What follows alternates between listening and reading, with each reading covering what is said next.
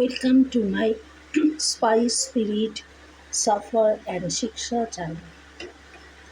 এখন যে রেসিপিটা বানাচ্ছি, ডালিয়ার খিচুড়ি বানাচ্ছি।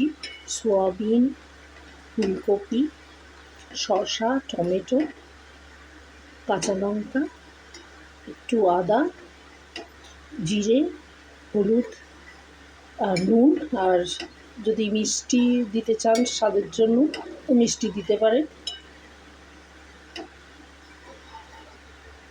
তো শসাটা আজকাল দেখছি খিচুড়িতে যদি আমি দিই, এই ডালিয়ার খিচুড়ি বা অনেক সময় ডালে যদি দিই খুব ভালো টেস্ট হয়।